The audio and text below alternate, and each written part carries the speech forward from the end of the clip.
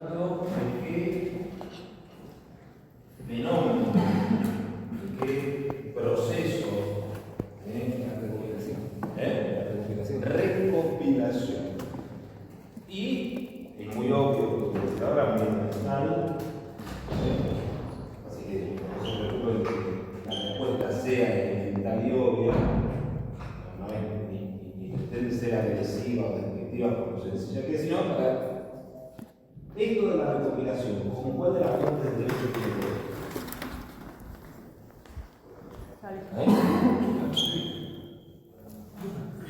Bueno, listo, me pego un tiro, me voy. Acá en esta carrera de veterinaria, donde todos estamos. La ley. Con la ley, muy bien. Bien, gracias. No, por favor. Con la ley. Pero nosotros dijimos que el derecho indiano, por eso les hacía la aclaración, hacer las preguntas obvias, son tan básicas, tan elementales que no me están preguntando. Pero si es con la ley, tengamos esto, y dijimos qué tipo de cultura jurídica se está aplicando en las posesiones de la corona. Esto también lo dijimos, ya lo sabemos. Hay una forma de hacer el derecho, de utilizarlo, de aplicarlo, que se enmarca en una cultura jurídica. ¿Cuál era?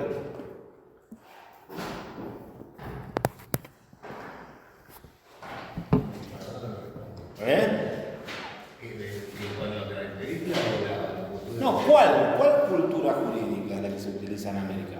Dios común. Oye, está filosa y los demás están con un cuchillo de palo, viejo. Tenemos, hablamos de la recopilación que tiene que ver con la ley. Estamos en una cultura jurídica que es de ius común. ¿Qué nos estaría faltando? Los juristas, la doctrina. ¿Y cómo se hacía esa doctrina? Vamos bien, con comentarios. Con comentarios. Ahora.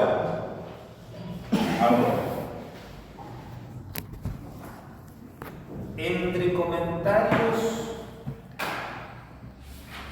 y legislación. Entre comentarios y legislación. ¿Qué relación se da y además cuál es el orden recíproco entre doctrina y legislación?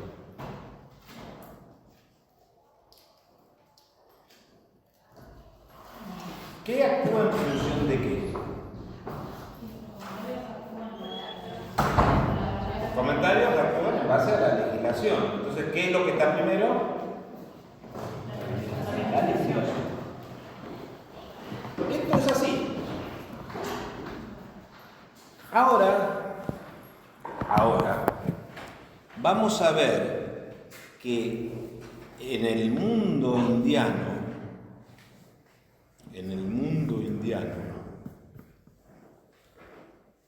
aparentemente esta afirmación tan contundente, y les aclaro, cierta, pero parecería que no es cierta, que es falsa. O sea, las manifestaciones del mundo indiano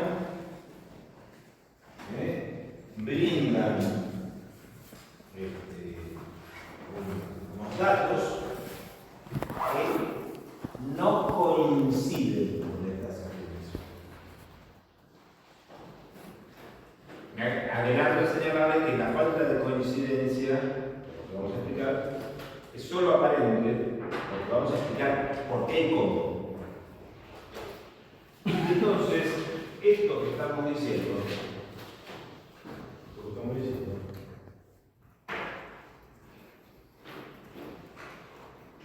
en el paquete, vamos a decir paquete ius comune,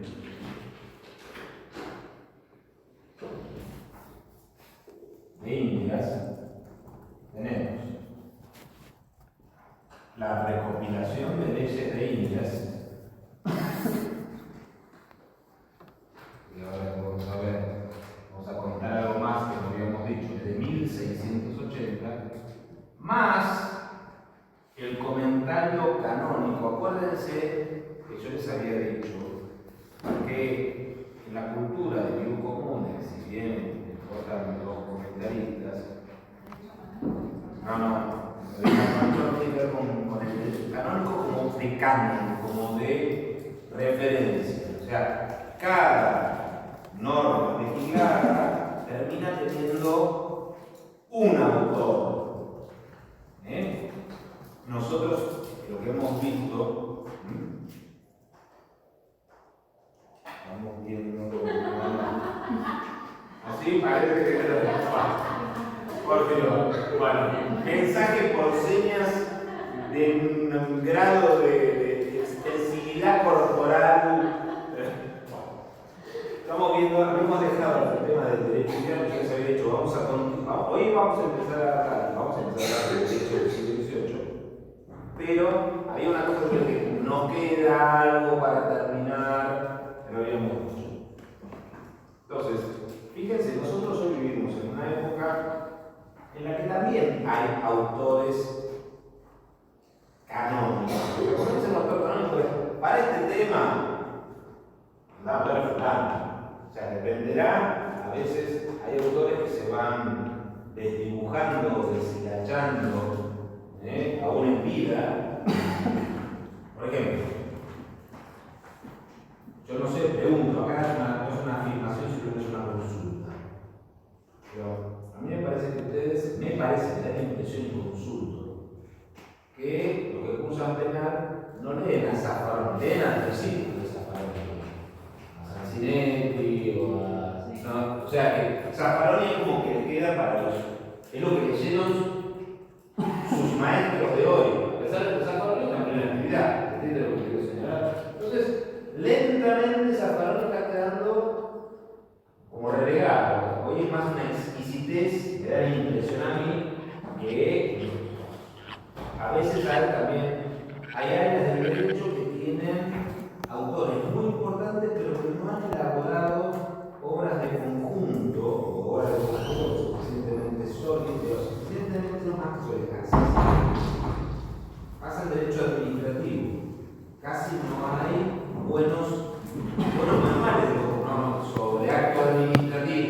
Fulano, que ha tenido mucho éxito con Gordillo, porque Gordillo está gratis,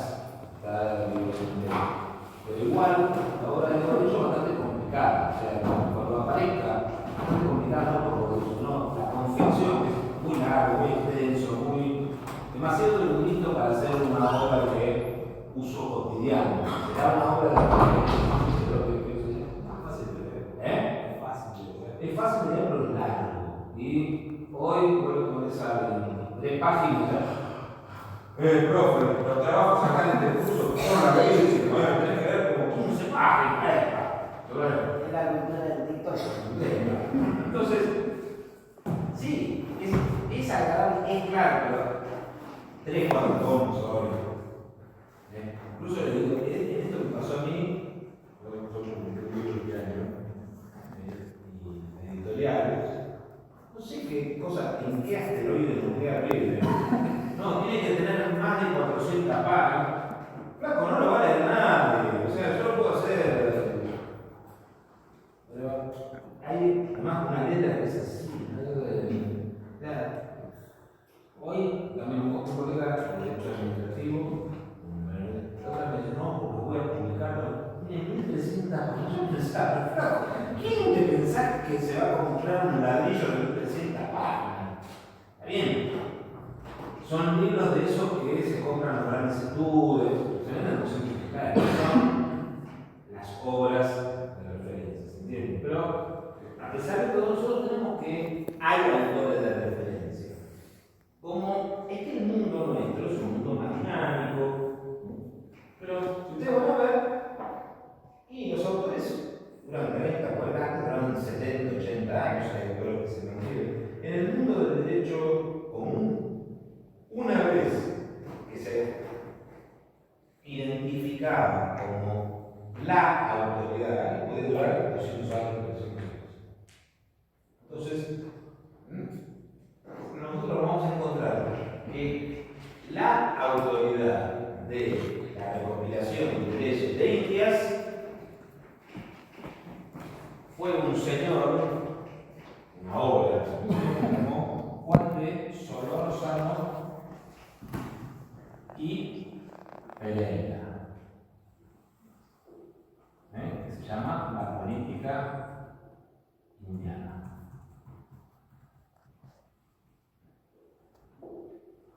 A pesar de que lo que su nombre podría sugerir no tiene nada que ver con política en el sentido del propio derecho. Yo creo que condenan también ustedes, más allá de que la pregunta es bastante tonta, pero siempre ha habido chantas. Estas cosas de que no, chantas son solamente los de ahora. Ustedes son una chanta ahora. Chanta de hace 20 años, chanta de hace 50, chanta de hace 70. Un chanta de hace 70 estaba rindiendo examen.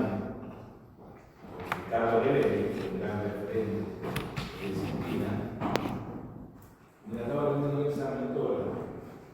Porque Solórzano y Pereira dicen, Solórzano y Pereira sostienen, Solórzano y Pereira escribieron, y ahí se calentó un poco Levi y dijo,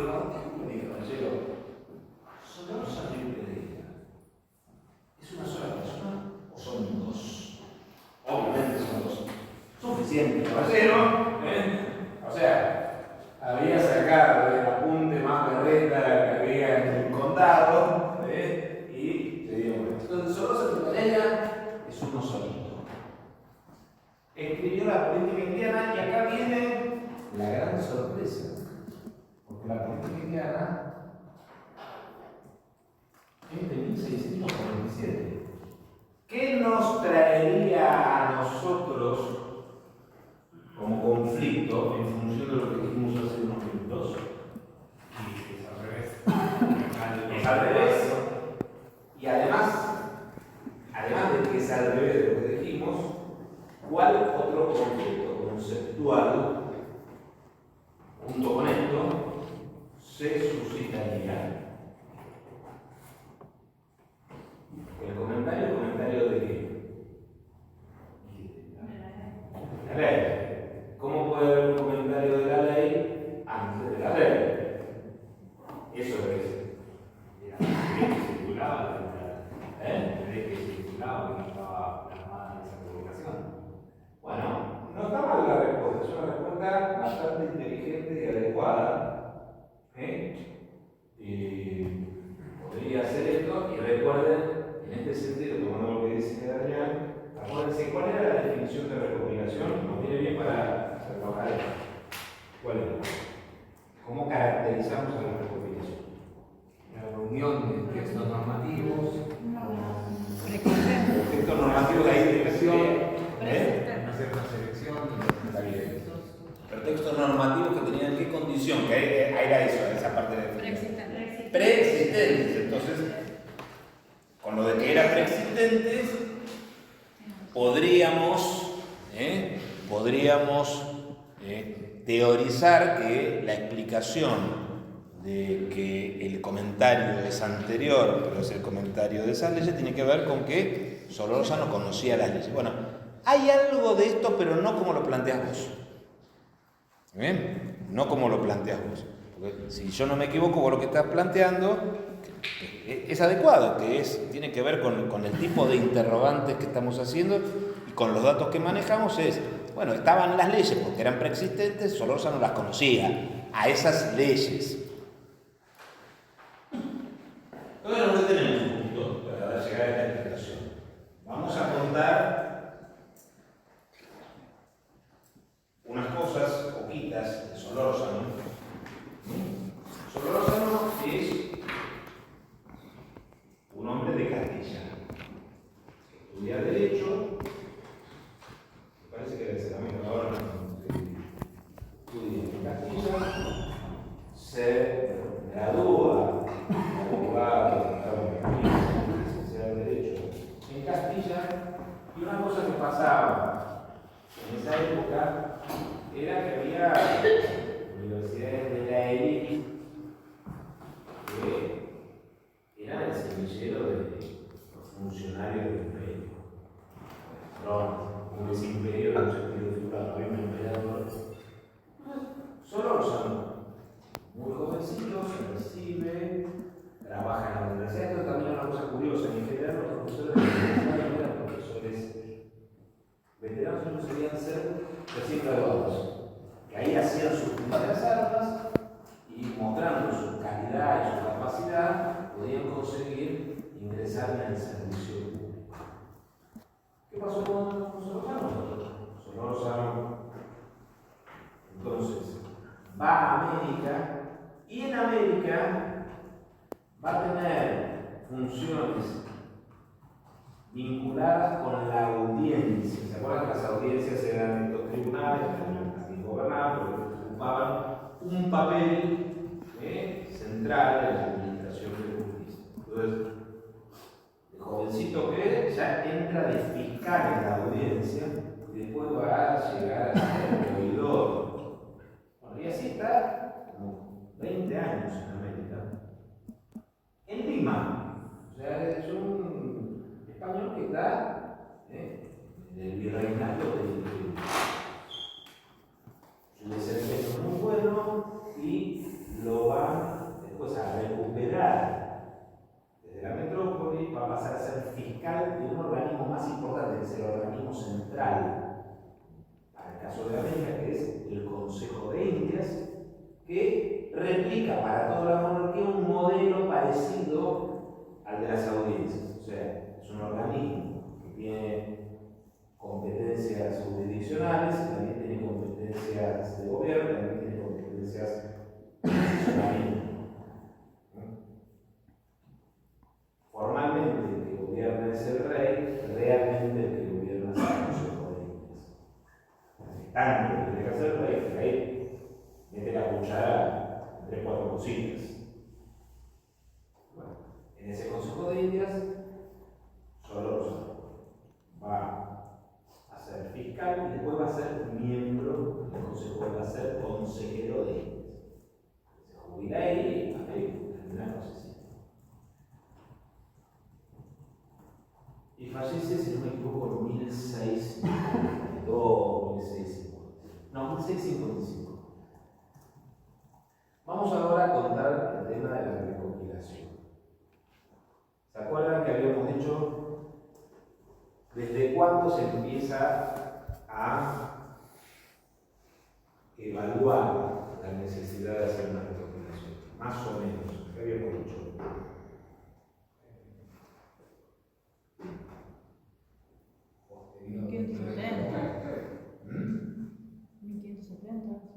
Más o menos, o sea, habíamos empezado a decir que una vez que se adopta, se acepta el modelo de bien común, el derecho natural, que se advierte que el derecho castellano es disfuncional, después se crean las universidades, después se establecen los tribunales, y ahí empieza a darse una expansión normativa que ya se empieza a sentir agobiante para 1570, 1580. Yo empieza a ver los primeros pasos en este tema. Se empiezan a realizar los cedularios de los que hemos hablado, y el esfuerzo recopilador en realidad se consolida y se profundiza hacia 1600, 1600. En esas circunstancias no se avanza mucho y hay un abogado peruano también que se llama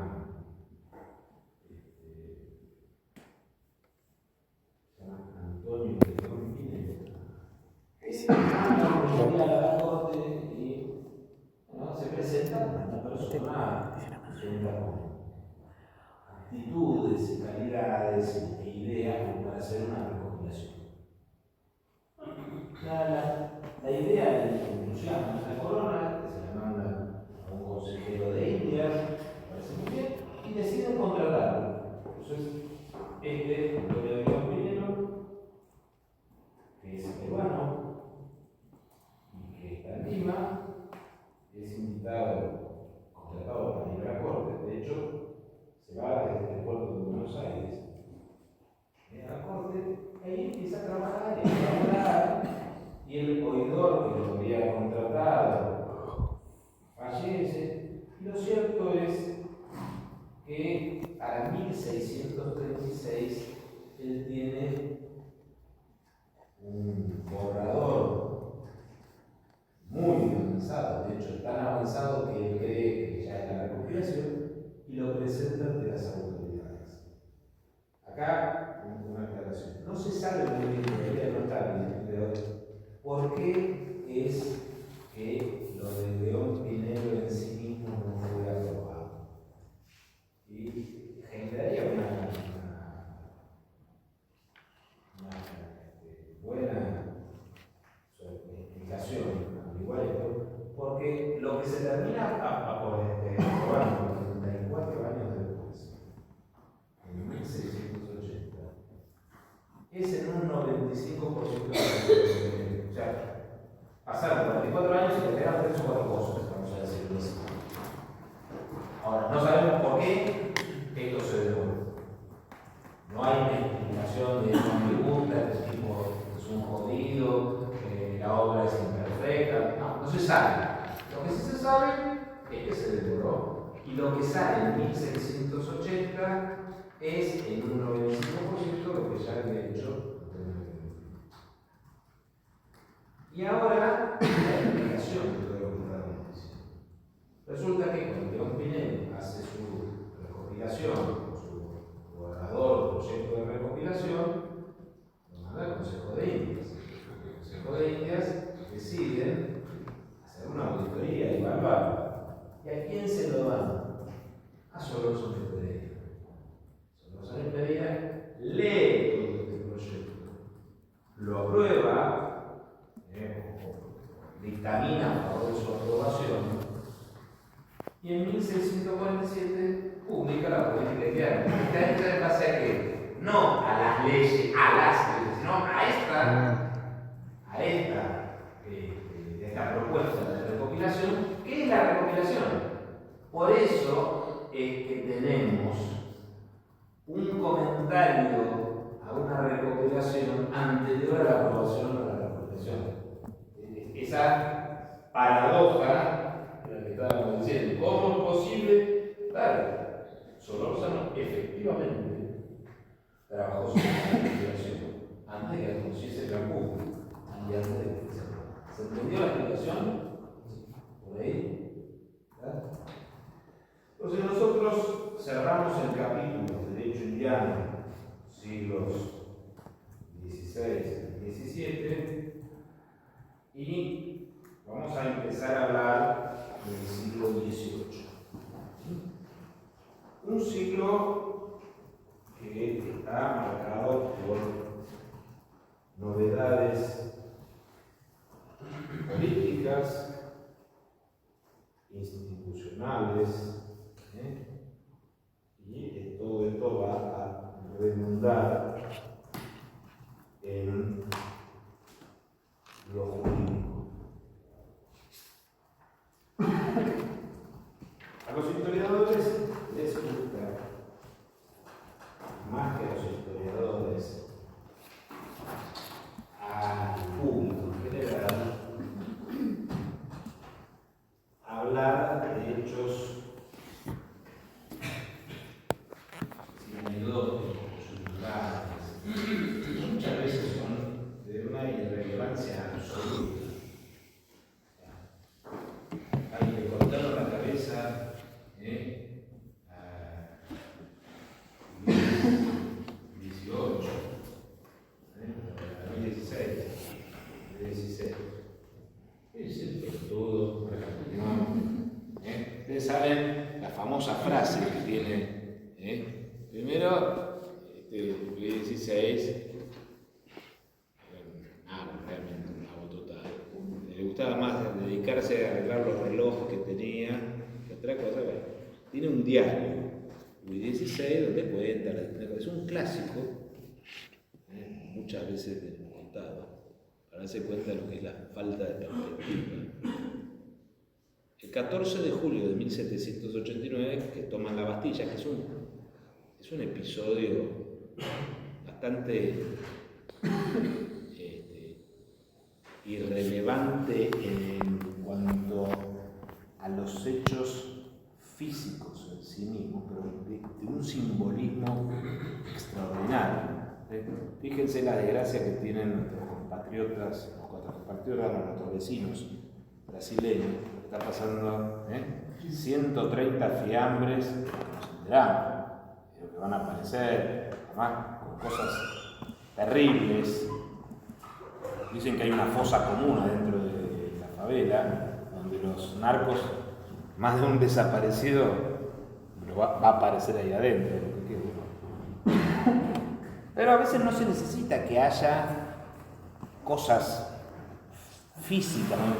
Cuando toman la Bastilla, a veces cerca había 7 presos en la Bastilla. Entraron, abrieron la puerta.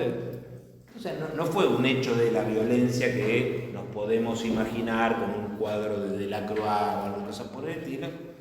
Sin embargo, era un símbolo, era la prisión de la monarquía. Tomar la Bastilla, no por la violencia en sí mismo ni por la cantidad de gente, era le toqué, vamos a decir, la oreja a los reyes. ¿Qué puso don Luis XVI en su diario? Rien, nada. Hoy no pasó nada. Imagínense, tipo, evidentemente ya tenía por ahí el anticipo, cuidate el cogote flaco, porque el tipo no sabía ni dónde estaba parado. Entonces, sí, hay personalidades. Ahora, podríamos decir que la Revolución Francesa no se hubiese hecho si no hubiese algún personaje. Esa es una historia muy arriesgada. Las anécdotas, los liderazgos personales, las situaciones individuales pueden tener su relevancia.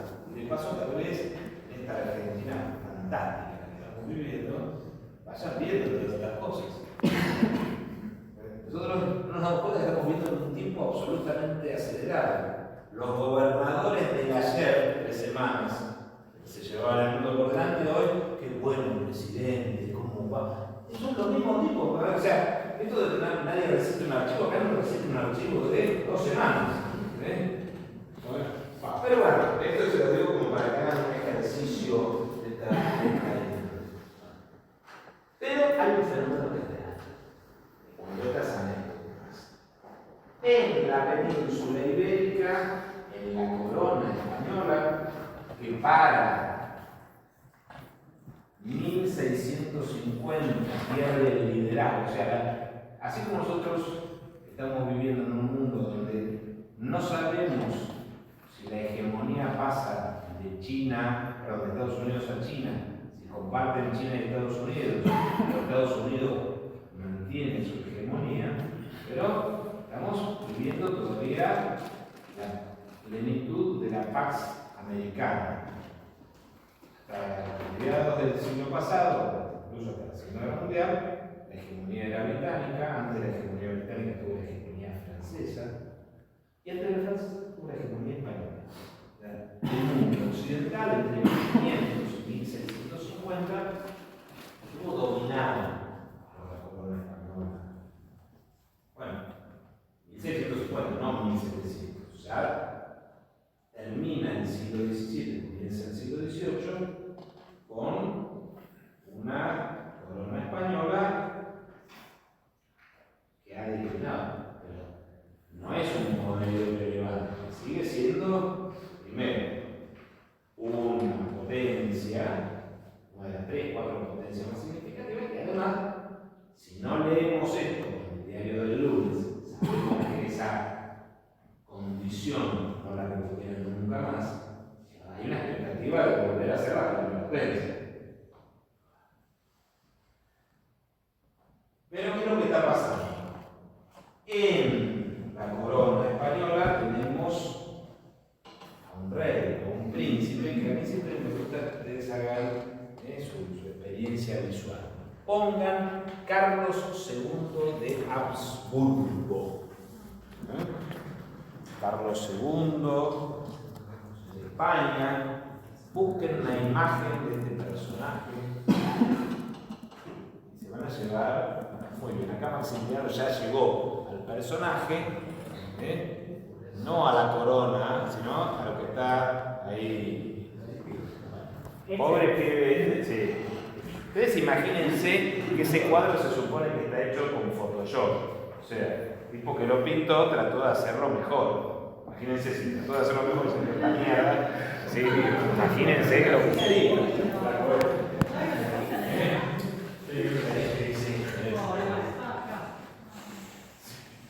Parece ser que esto, pobrecito, esto es el resultado de 5 generaciones de matrimonios endogámicos en la familia de los o sea, de Carlos II, de Carlos I, en adelante, se estuvieron casando entre primos.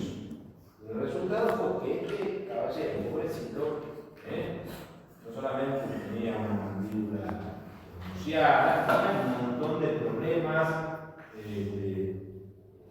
fisiológicos, mentales, y además de todo eso, el grupo que nos asesoraban, porque ¿qué es lo que pasó? Este señor no tenía capacidad de concebir, fallece joven, más o menos 40 y algo, no tenía hijos, como decimos. Entonces había que ver quién lo heredaba. Además de ser un pelotudo gobernador, no se conformó con eso, sino que hizo 2 testamentos.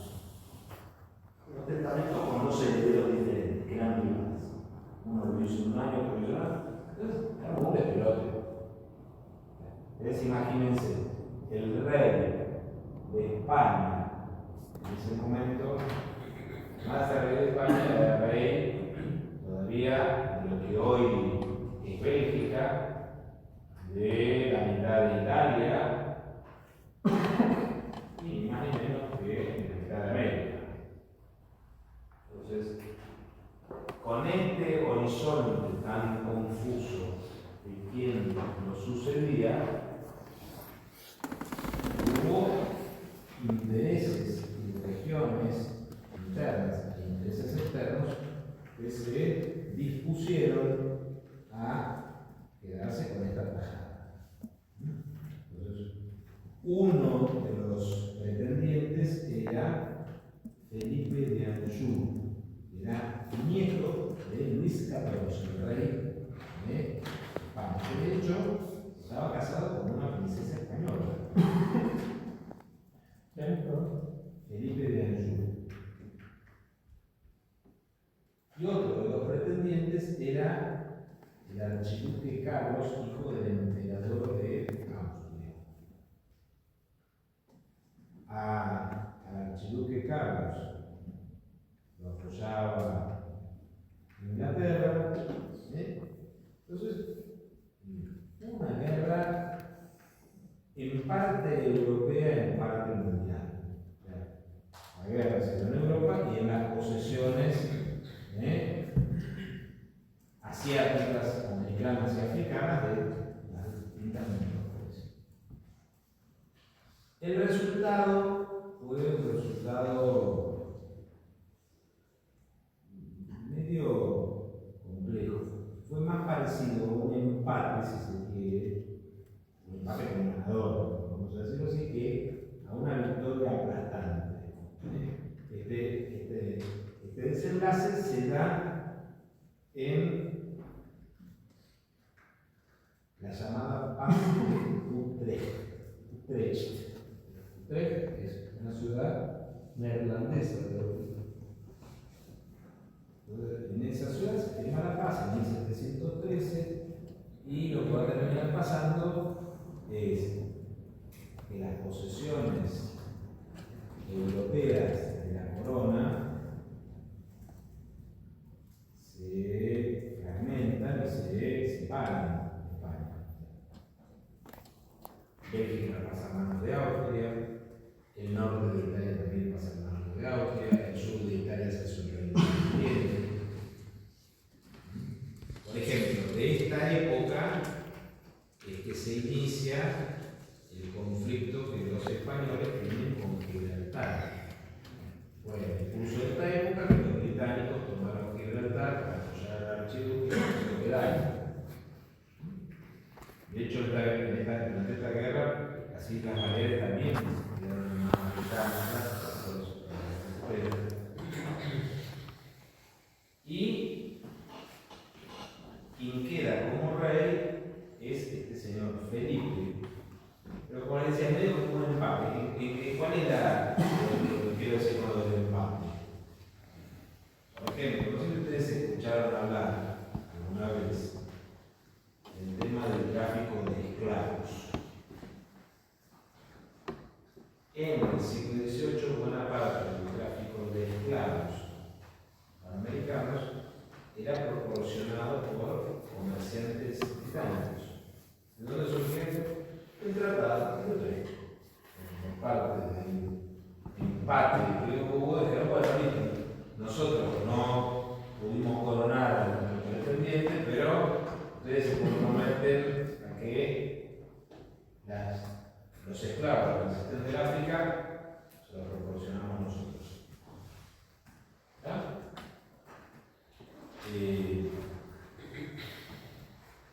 Esto por un lado. Y a Felipe, que era nieto de Luis XIV, y en ese momento era heredero al trono francés, le ponen una condición. Pero vamos a reconocer como rey de España, pero de ninguna manera puede unir bajo una misma corona a Francia y España. Los reinos tienen que estar siempre separados. ¿Sí? De todo esto está lleno de datos, referencias dinásticas y situaciones equivalentes. Lo que tenemos que tener claro es, si bien todos estos eran parientes, como las dinastías en el mundo occidental son patrilineales. ¿Está bien? Estos personajes eran parientes, pero nacieron en términos principios, no tenían el mismo apellido. Acá ingresa una nueva dinastía, que es la de los Borbones, que es la actual dinastía reinante de España. O sea, Felipe VI, ¿cuánto? Los Borbones.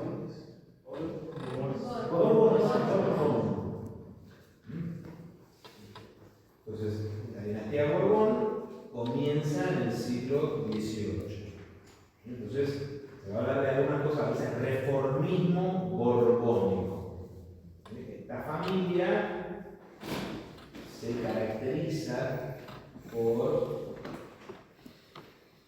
llevar adelante un proceso de transformación de la corona. Entonces, su apellido se suele identificar con las cosas que sucedieron en ese momento. Ahora, otra vez en el plano, una vez más en el plano de las suposiciones,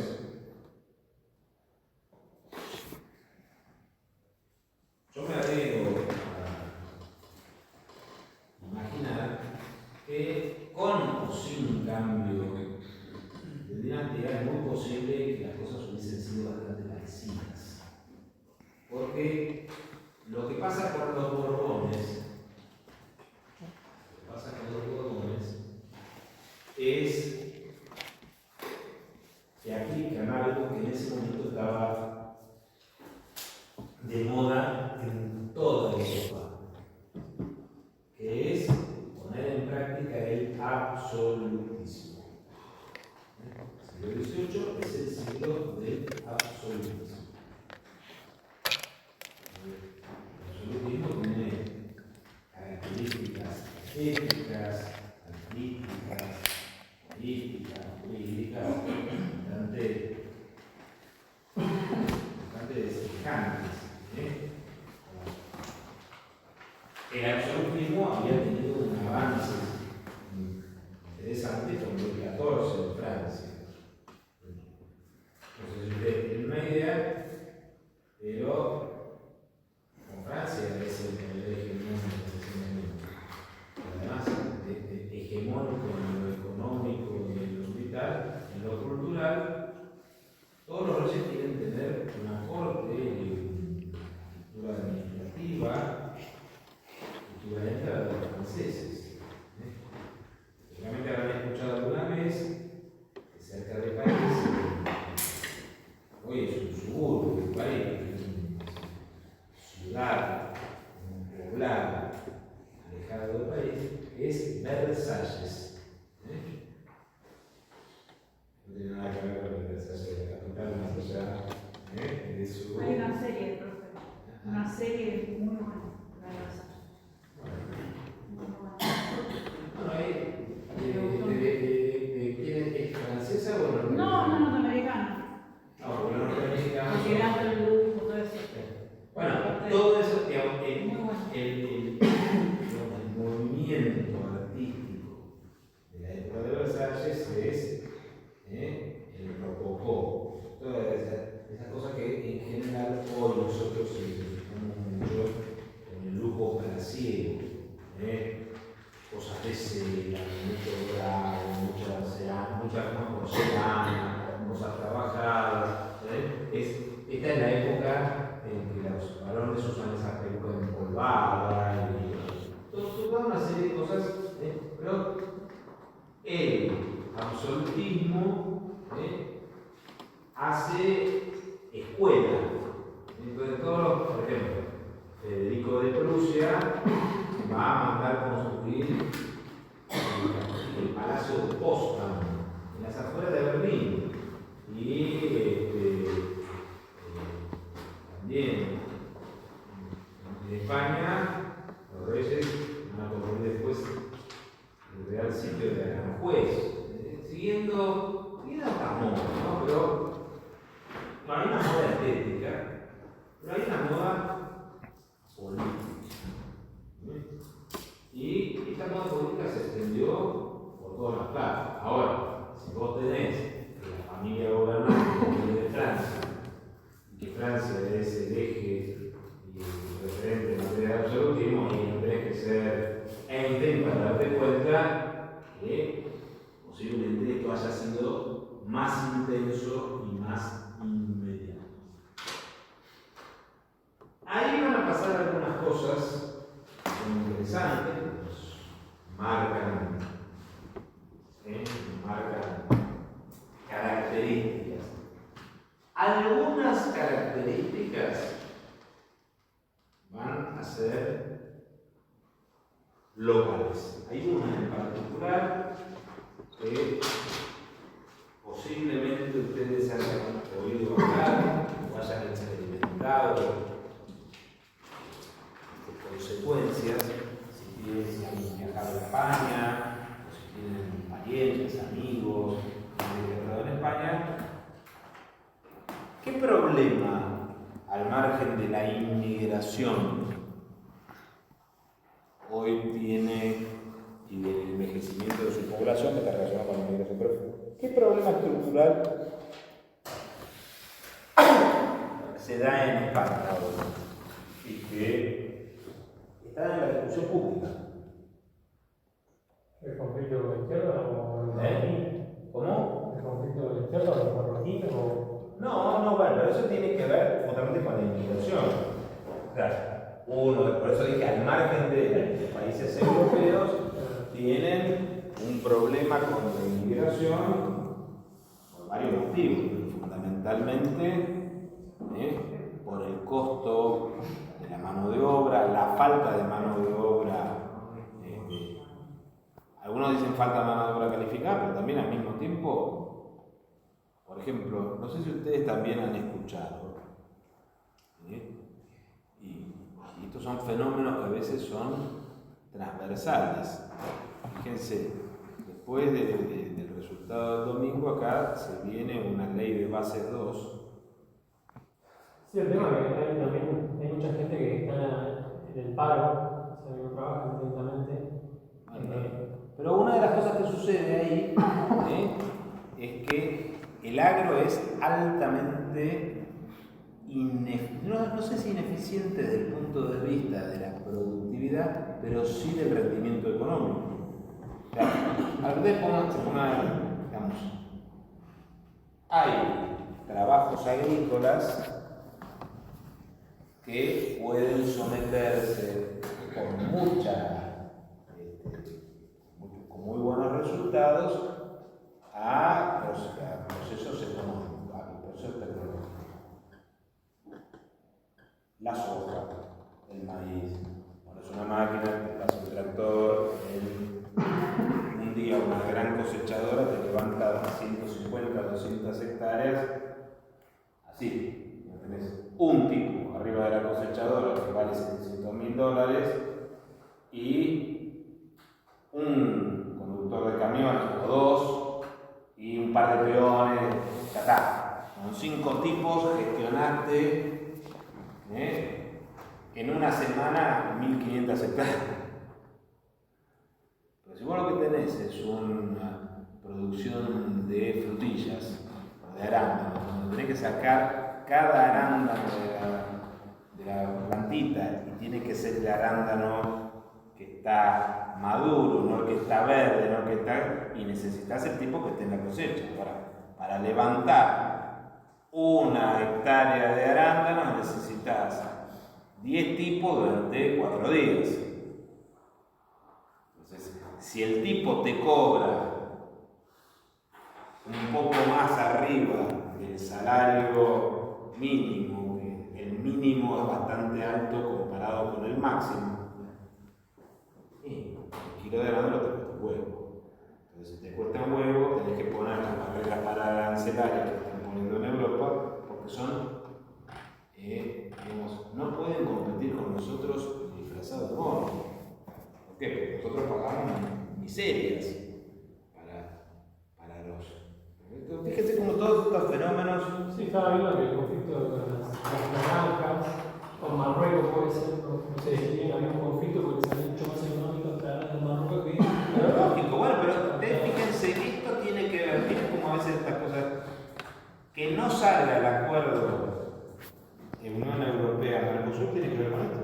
Mercosur, así como ellos nos piden, digamos, lo de la Unión Europea quieren el acuerdo, que nosotros compremos productos manufacturados y que ellos no nos compren productos agrícolas. No, Franco, o sea, vos querés que yo subsidie la tecnología, comprame productos. Fíjense también que esto está pasando ahora con lo de la carne de Estados Unidos, otra vez, la carne es mucho más común. Pero entonces, eso es uno de los temas. El otro tema central que está pasando en España tiene que ver con la desintegración regional, el problema de la autonomía catalana, el problema de la autonomía de Valencia.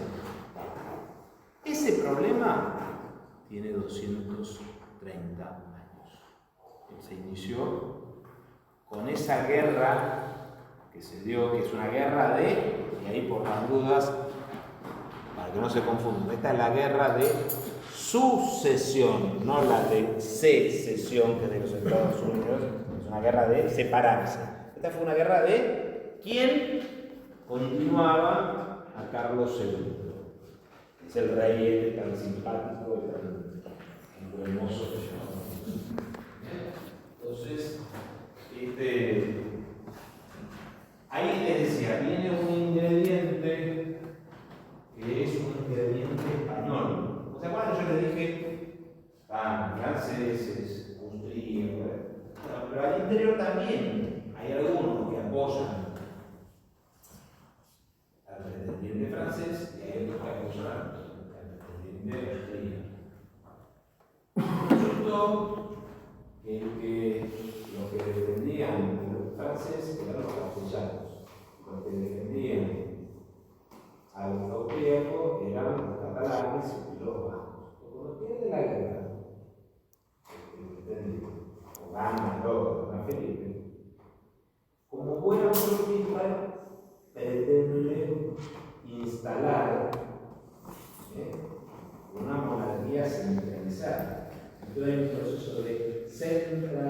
castellanización de la monarquía. Ahora, España también quedaba por comunidades distintas. Tenía lenguas distintas. Entonces esa centralización se hizo sobre la base de una castellanización. Y ahí, fíjense cómo a veces las cosas parecen inocentes y no lo son. Nosotros, ¿qué idioma se supone que hablamos, más allá del porteño o del castellano? ¿Y cómo se llama la institución que es referente en el uso del idioma? Se crea en esta época, no se creó la Real Academia Castellana, era español. La idea es lo que hablan los españoles es el castellano. El proceso de castellanización. Hay todo un intento de establecer una homogeneidad en el reino. Un reino, de hecho, acá también todas las autonomías locales son aplastadas. Un proceso de centralización sobre la matriz castellana, que además nos presenta un escenario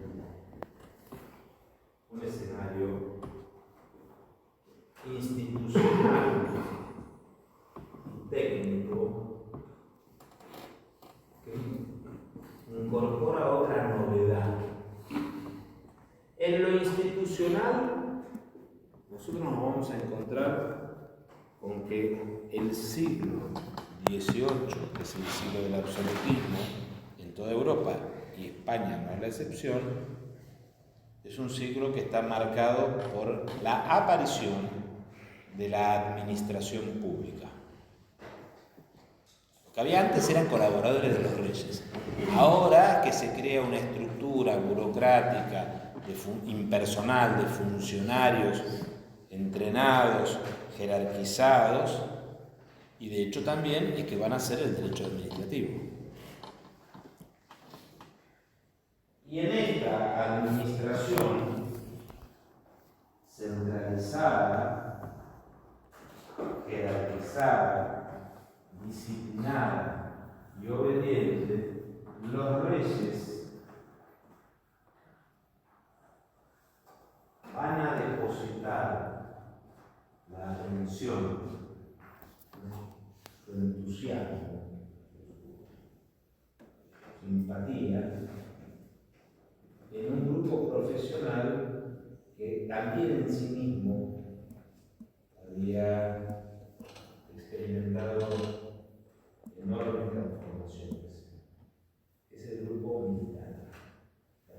Los reyes en el siglo XVIII llevan adelante una militarización de la monarquía. Militarización ahí no necesariamente significa que tenemos monarquías beligerantes. Hay muchas guerras, pero el tema de la militarización tiene que ver con poner a gobernar y a administrar a militares. Entonces, los militares empiezan a poblar los distintos niveles de la monarquía y de hecho también se da un fenómeno que está tan extendido que nos parece natural, pero no es natural, claramente artificial. Fíjense lo siguiente.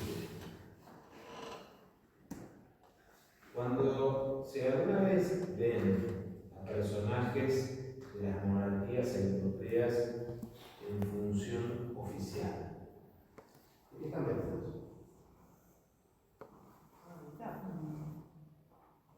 El príncipe de Mónaco, tipo que se disfraza de milico, pero no solamente que se disfraza, sino que fíjense, no sé si ustedes están siguiendo a veces alguna noticia, están preparando a la futura reina Leonor, la princesa de Asturias, que es la heredera de Felipe VI. Es el servicio militar.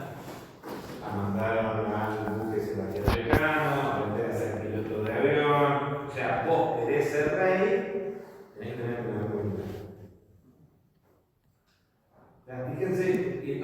Pero esto no es que desde siempre fue así, esto empieza en el siglo XVIII. Empieza en el siglo XVIII porque lo que había pasado, yo les iba a decir, es en el siglo XVIII, en el siglo XVII, en el siglo XVIII, el ejército sufre una transformación que también a nosotros nos parece que es natural. Entonces, escúchenme ahora para que no me digan, excepto el tema de las armas y los procedimientos y medios de combate. Excepto, si ustedes piensan en militares, ¿qué características le ven a los militares? Una persona preparada, obviamente, Pero esa sería una característica que a tu juicio lo singulariza. ¿Vos qué podés decir? A ver, algún dato podés tener. No me quemen así, profe. Ya me quemó. ¿Pero qué dato puede ser? ¿Qué características le vimos en él? Bueno, orden, pero ¿qué más? Subordinación. Bueno, disciplina. Fíjense una cosa que es tan para nosotros obvia, porque lo vemos. Los militares tienen uniforme. Entonces, y la idea del uniforme viene también de otra idea que es la siguiente. Sabiendo qué grado, y obviamente para los que no saben del tema, qué arma o qué servicio integra el militar, hay una certidumbre acerca de las habilidades y destrezas que el personal tiene. O sea, un jefe de una batería recibe a un suboficial para integrar a su equipo y si tiene determinada formación sabe que está en condiciones de llevar adelante determinados servicios, que sabe qué municiones hay que usar, cómo hay que preservarlas, porque son piezas intercambiables. O sea, el ejército lo que hace es estandarizar los comportamientos y va certificando los distintos comportamientos. Bueno, eso antes del siglo XVIII no existía, apenas había existido con los romanos, se había perdido, ¿sí? Se había perdido. Y entonces esta cuestión nos lleva a por qué había aparecido. En el siglo XVIII aparecen los uniformes. El ejército antes del siglo XVIII eran grupos de mercenarios, donde pasaba lo que pasa con la fuerza de seguridad hoy. Ustedes saben, desgraciadamente en la Argentina, por qué tantos problemas hay con lesiones y pérdidas de vida en la fuerza de seguridad, es que la gente de la fuerza de seguridad se tiene que comprar sus chalecos de Kevlar, se tiene que comprar su armamento, si quiere estar en condiciones para tener aptitud de tiro, se tiene que comprar la munición. La munición, primero, no es gratis y lo que cobran los funcionarios de la seguridad es una miseria. Claro, entonces, Comparado a las Fuerzas Armadas es mucho más. Comparado a las Fuerzas Armadas es mucho más lo que ganan. Está bien, pero igual también es verdad una cosa, el caso particular de las Fuerzas Armadas en la Argentina. Las Fuerzas Armadas en la Argentina todavía siguen teniendo una estructura de contención social que le permite, por ejemplo, un oficial gana muy poco, realmente gana muy poco, pero come en el casino, tiene la casa. Entonces, ahora el de la Fuerza de Seguridad vive en su casa, tiene que tomarse 3 colectivos. Entonces, ¿qué es lo que está pasando hoy? Los policías o los gendarmes van armados con lo que consiguen comprarse. Entonces, vos ponés guita. Sí, ¿vos qué querés decir ahora? No, agrego algo a lo que decís. Además de comprarse vestimenta o las armas y eso, también compran todo lo que tiene que ver con su trabajo dentro de la comisaría, ya sean cosas para imprimir, lapicera, comida. Me crié adentro de una comisaría, yo soy de provincia de Buenos Aires, toda mi familia es policía y cada uno ocupa un cargo diferente y lo vivo desde muy adentro. uno bueno, comprende cuando, no sé si escucharon de lo que es el proceso, cuando mandan y se reciben a un punto diferente de la costa, ahí también cada uno se tiene que conseguir su equipaje, la casa donde quedarse, su ropa, todo, no es que todos se los dan. Y si les dan algo, les consiguen algo, quizás son los chalecos antibalas o esas cosas que quizás, no sé, yo que soy talle S me dan un talle XL. Y son cosas que no sirven y a la vez ya está mal gastada porque le está dando algo a alguien que no lo sabe. Bueno, entonces eso en realidad es una situación de deterioro, de desorganización que era, comillas, lo que pasaba en el siglo XVI o XVII. O sea, vos eras soldado en el siglo XVI o XVII y te presentabas a un tipo que estaba organizando una compañía para ir a, no sé, a Holanda, y si tenías caballo te pagaban tanto, si no tenías caballo te pagaban menos, si tenías alabarda te pagaban. O sea, era el particular enlistado el que, en función de eso, podía recibir más o menos salario. En el siglo XVIII se hace una enorme inversión para que el militar viva en un cuartel, para que tenga uniforme, y además también se crean los escalafones, las carreras, los ascensos. Ustedes piensen, don Juan de Austria, el medio hermano de Felipe II, su primer destino militar es ser el comandante de la batalla de Lepanto.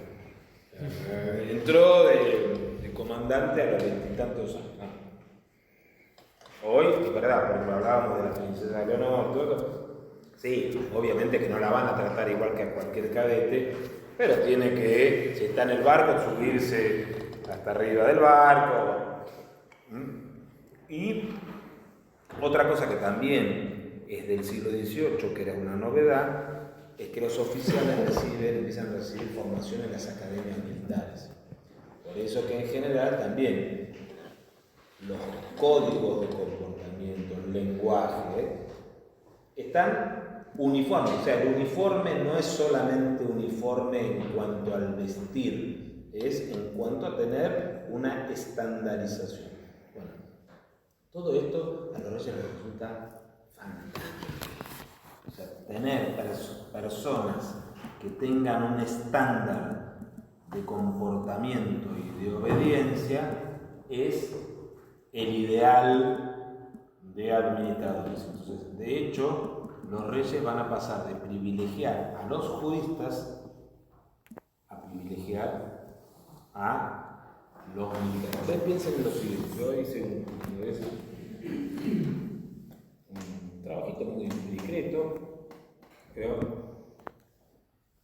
Entre 1750 y 1810, 60 años,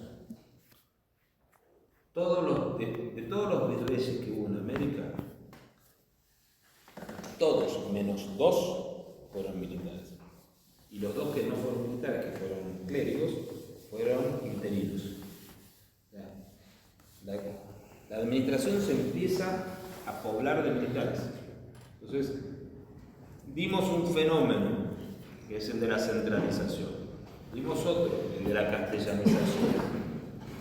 Vamos a dar un tercero, y con esto cerramos por hoy, es el de la militarización. ¿Sí?